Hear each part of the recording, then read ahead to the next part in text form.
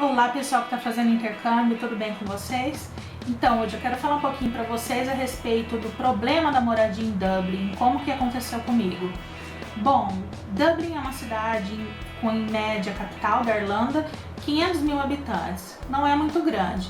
Então eles tiveram um problema de espaço para continuar a desenvolver as casas, as moradias. Então quando o intercambista chega lá, ele tenta procurar uma casa, especialmente que tenham gringos vivendo, morando lá dentro, para que ele possa praticar o inglês. A maioria não quer morar com brasileiro, o que também é um tabu, tá? Porque os brasileiros são os que nos ajudam um aos outros e você consegue se comunicar. Tudo tem que ter equilíbrio aí. Então, quando eu cheguei lá, eu fui para uma casa de estudantes, né, que o dono era um brasileiro, e eu fui morar com outros brasileiros. O apartamento era bem pequeno, mas não porque o dono colocou assim, porque é a estrutura da casa irlandesa mesmo, pela essa questão de espaço e comodidade. E naquele quarto que eu morava, era um quarto misto, eram 2 beliches, 4 pessoas, guarda-roupa minúsculo, e o quarto era muito minúsculo, não cabia um colchão no chão de solteiro, por exemplo. Era muito apertado. Então sempre tem aquele desconforto, aquele probleminha de adaptação, porque a mulher gosta disso, uma quer fechar a janela, outra quer abrir a janela, aquelas coisas básicas que acontecem, tá?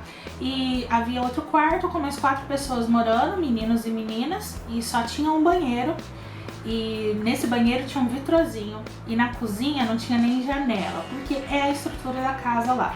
Quando você chega, você fica muito apreensiva, porque, poxa, você saiu do seu país, você tem o seu conforto, sua comodidade, de repente você se vê num lugar estranho, numa cultura estranha, que você tem que se adaptar.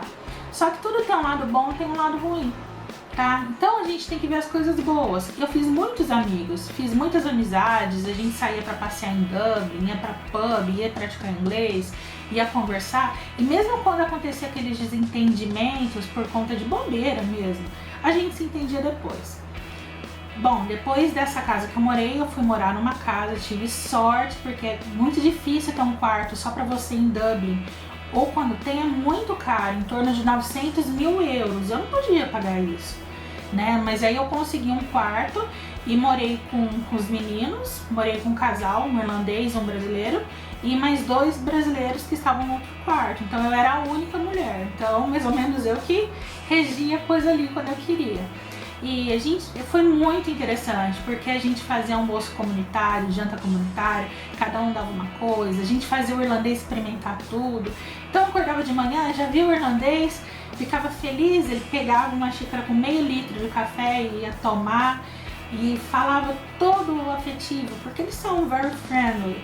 Hey Carol, how are you doing today? Nossa, eu ficava tão feliz com isso, porque às vezes no Brasil a gente não tem uma pessoa que vem falar, né, como você tá hoje, como você dormiu e tal. E aquela era a oportunidade que eu tinha de praticar inglês. Então eu tinha que fazer o meu possível, mesmo errando, ele me corrigia, eu aprendia palavras novas. Então esse é o lado bom de se compartilhar uma casa. Claro que se você tem condições para morar numa casa de família e ter um quarto só para você, essa média de 900 até 1.300 euros por mês, maravilhoso. Mas eu acho que a interação também é muito importante. Então vocês intercambistas que estão indo para Dublin, não esperem grandes palácios ou mansões, ou casas perfeitas, ou quartos individuais.